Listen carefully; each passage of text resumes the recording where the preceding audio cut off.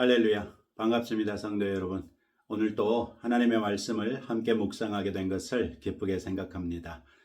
오늘 우리가 함께 묵상하는 하나님의 말씀은 시편 119편 17절부터 32절까지 말씀입니다.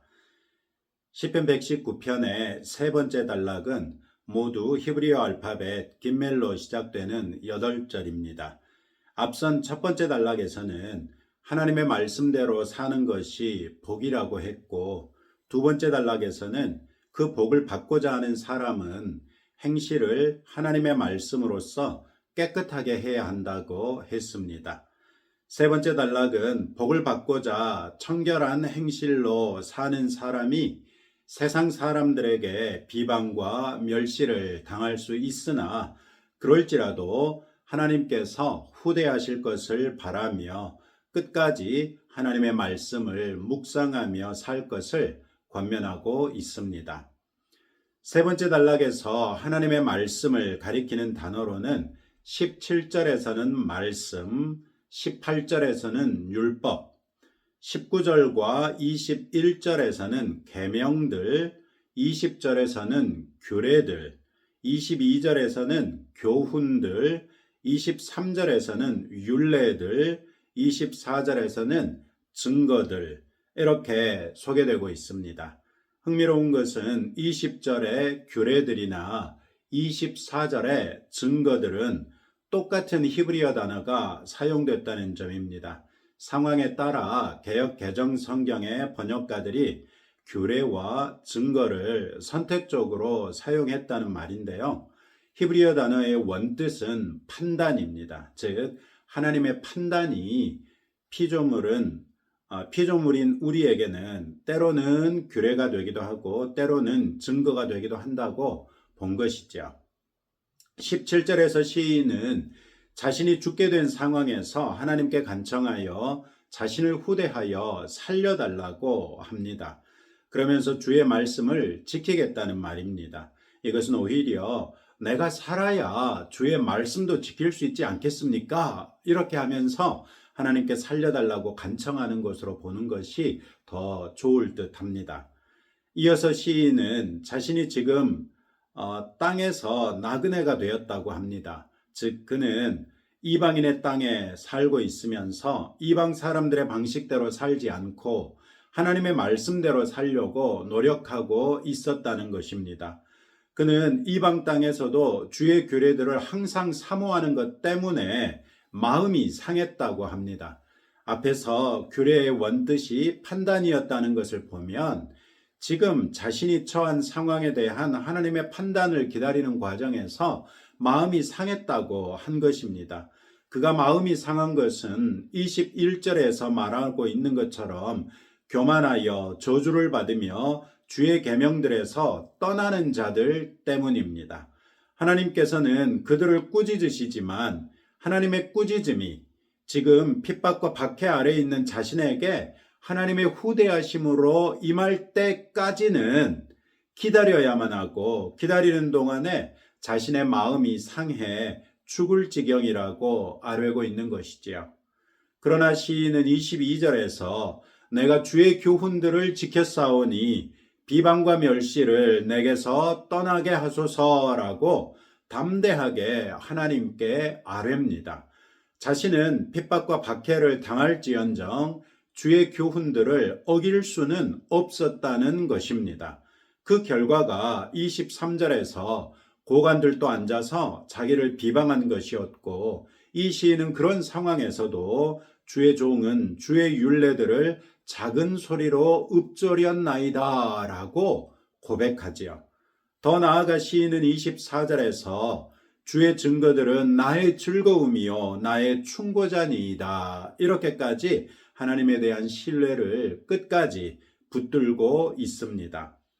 이 세 번째 단락을 간략하게 정리하자면 자신이 알고 있는 하나님의 말씀들이 그 말씀이 기록되어 자신에게 전해지기까지 모든 시대와 또 자신의 삶 속에서도 하나님의 증거들이 되어서 자신에게 확신을 주고 있기 때문에 자신은 고관들 앞에서 재판을 받을 때 그들이 자신을 비방할지라도 멸시를 당할지라도 핍박과 박해를 당할지라도 하나님의 말씀을 작은 소리로 읊조렸다고 합니다. 그러니 이제는 하나님께서 자신의 상한 심령을 돌아보시고 자신을 후대하셔서 살게 해달라고, 그래서 주님의 말씀을 지키며 살 수 있게 해달라고 하나님 앞에 간청하는 기도문이지요. 이 세 번째 단락은 우리에게 하나님의 말씀에 대한 우리의 신뢰가 어디까지 이르러야 하는가를 보여줍니다. 신앙은 우리가 섬기는 성경의 하나님에 대한 우리의 헌신입니다. 우리의 헌신은 여러 가지 장애물과 방해를 만날 수밖에 없지요. 그 장애물과 방해가 어떤 것이든지 끝까지 성경의 하나님을 신뢰하고 버티는 것이 믿음인 것이지요.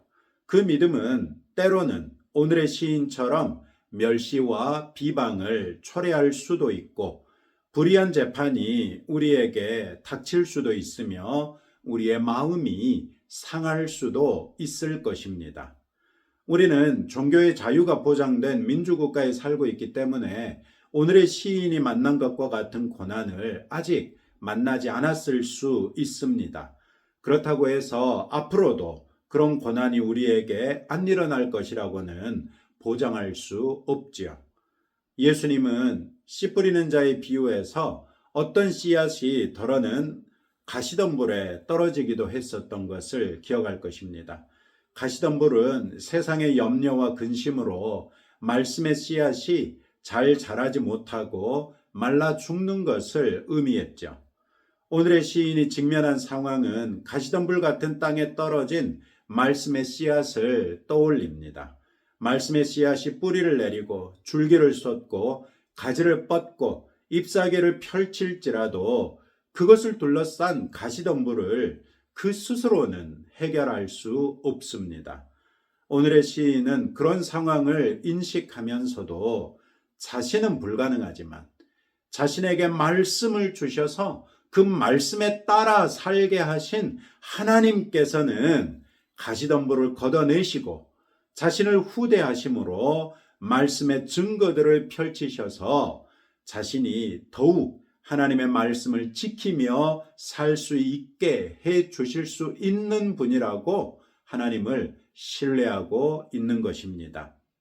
오늘 세 번째 단락을 다시 한번 묵상해 보시면서 하나님에 대한 시인과 같은 확신 있는 신뢰로서 하나님의 말씀을 더욱 붙들고 사는 성도들이 되십시다.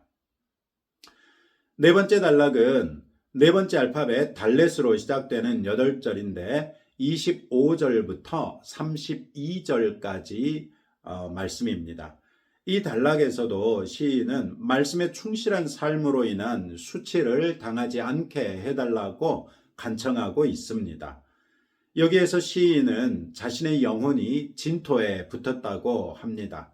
진토란 흙먼지를 말하는데 그 흙먼지에 자신의 영혼이 붙었으니 자신의 육신은 이미 죽어 흙먼지같이 되어버렸고 영혼은 그 진토에 겨우 붙어 있다는 것입니다. 즉 살았다할 것이 없는 절박한 상황이라는 것이죠.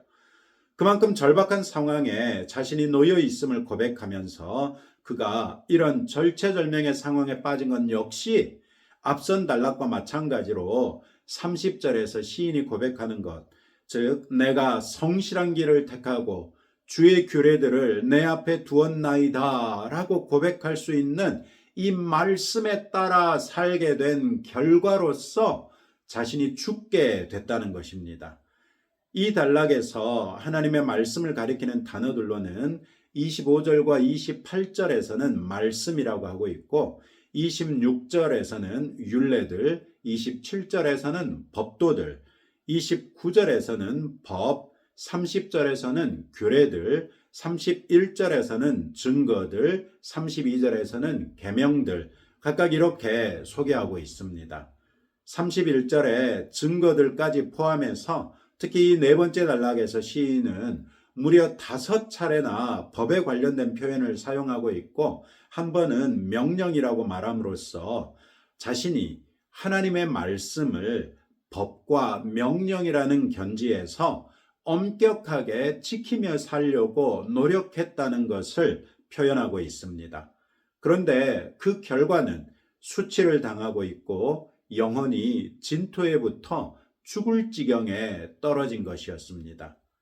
그럼에도 불구하고 시인은 이 네 번째 단락에서 살려달라는 간청을 25절과 28절에서 두 차례만 할 뿐 다른 모든 구절에서는 오히려 하나님의 말씀대로 살겠다고 하면서 하나님께 말씀을 알려달라고 간청하고 있는 것이죠. 이는 하나님께서 자신을 살리시고 세우실 것을 확신하기 때문에 할 수 있는 것 아니겠습니까? 30절에서 시인이 고백한 것처럼 자신이 성실한 길을 택하고 주의 규례들을 자기 앞에 두고 살았기 때문에 하나님께서는 자신을 외면하지 않으실 것이고 자신을 살리시고 세우실 것을 믿어 의심치 않는 모습입니다.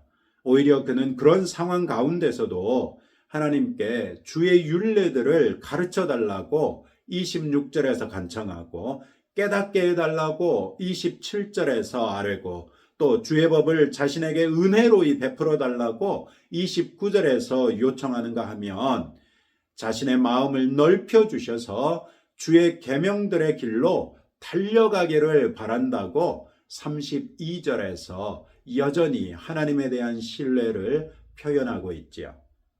네 번째 단락은 세 번째 단락과 마찬가지로 하나님의 말씀대로 살기를 결단한 사람들에게 어느 정도로 하나님을 신뢰할 수 있는지를 보여줍니다. 하나님은 이미 그 말씀대로 사는 우리를 아시고 우리를 내버려 두지 않을 것이니 그분의 구원을 기다리라는 것입니다. 그리고 그분의 구원을 믿고 있다면 오히려 그런 위난의 상황 가운데서도 하나님의 말씀을 알기를 더욱 간절히 사모할 수 있지 않겠느냐고 오히려 우리에게 반문하고 있습니다. 이것은 빌립보에서 복음을 전하다가 매질을 당한 후에 감옥에 갇힌 바울과 실라가 오히려 주의 고난에 동참할 수 있음을 감사하며 기도하고 찬송했던 것, 사도행전 16장 25절에서 발견할 수 있는데요. 그 사건을 떠올리지요. 우리는 시인의 네 번째 단락의 권면을 따라 내가 신앙인이라면, 그래서 내가 하나님에 대한 불굴의 신뢰가 있다면 매일을 살아가는 내 모습은 어떠해야 하는가를 생각해 볼 필요가 있습니다. 힘들고 어려운 일이 올지라도 그 순간 내가 하나님을 신뢰하는 사람이요 하나님께서는 나를 보호하시고 인도하시는 분이시니 내가 이때 무엇을 어떻게 해야 할까 생각하면서 성령의 인도하심을 따라 하나님의 말씀대로 행하시는 성도들이 되시기를 축복합니다. 오늘 우리가 살핀 세 번째 단락과 네 번째 단락은 공통적으로 말씀대로 사는 삶에 고난이 올 수 있으나 그 고난을 이기고도 남음이 있는 하나님에 대한 신뢰로서 오히려 그 고난 중에 만날 수 있는 하나님을 경험할 수 있는 기회로 삼아라 이렇게 권면하고 있습니다. 이 말씀대로 하실 수 있겠습니까? 오늘 주신 이 말씀을 붙들고 다음과 같이 함께 기도하겠습니다. 믿음은 성경의 하나님에 대한 신뢰와 그에 따른 헌신이라는 것을 알고 설령 우리의 믿음이 우리에게 고난을 불러올지라도 믿음으로 살기로 다짐하고 이기며 나갈 수 있는 성도가 될 수 있도록 기도하시고 고난의 때에 오히려 그때에 경험할 수 있는 하나님을 만날 수 있기를 소망하면서 더욱 하나님을 신뢰할 수 있도록 기도합시다. 하나님의 말씀이 우리에게 어떤 일을 불러올지라도 우리는 말씀대로 살 수 있기를 위해서 기도하시고 우리 나라를 위해서 함께 기도하겠습니다. 하나님 아버지 감사합니다.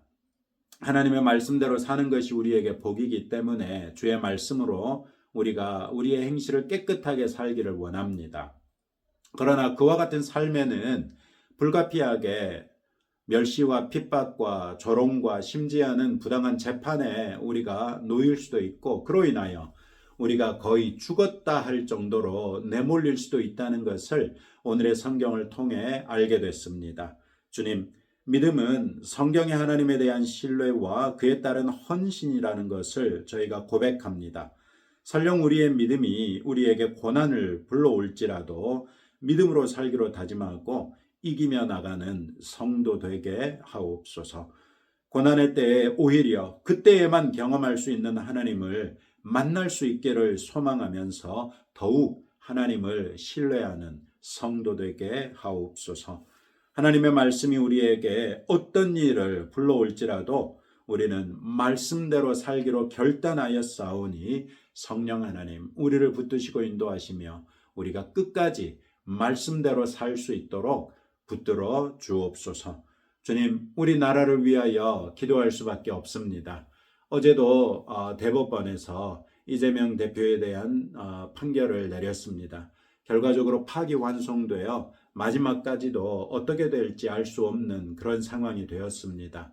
하나님 아버지, 이때에도 하나님께서 우리 가운데 운행하시고 하나님께서 우리 대한민국을 향한 하나님의 뜻을 이루시는 과정이라는 것을 우리가 신뢰합니다. 다만 우리가 간절히 바라옵기는 이 나라의 대통령 선거가 평안하게 이루어질 수 있도록 은혜 베풀어 주시고 하나님을 경외하며 국민을 사랑하며 나라를 위하여 신실하고 성실하게 일할 수 있는 사람이 대통령이 될 수 있도록까지 아버지 하나님께서 긍휼과 은혜로 붙들어 주시기만을 간절히 바랍니다. 과연 주의 놀라우신 은혜와 사랑 가운데서 아버지 하나님의 은혜로 이번이 우리 대한민국이 새롭게 거듭나는 때가 될 수 있기를 원하오니 이 거듭남에 있어서 교회가 먼저 거듭나게 하시고 교회의 거듭남으로 인하여 깨어난 성도들이 한국 사회를 위하여 기도하고 헌신함으로 우리 사회가 주님이 보시기에 용납하실 만한 사회가 될 수 있도록 은혜와 긍휼을 더하여 주옵소서. 예수님 이름으로 기도합니다. 아멘. 네, 여러분들의 마음이 어떠하든지 하나님께서 여러분의 속사람까지를 살펴보고 계시죠. 하나님께 여러분의 마음을 솔직하게 토로하면서 여러분의 필요를 하나님께 아뢰시는 복된 시간 되시기를 주님의 이름으로 축복합니다.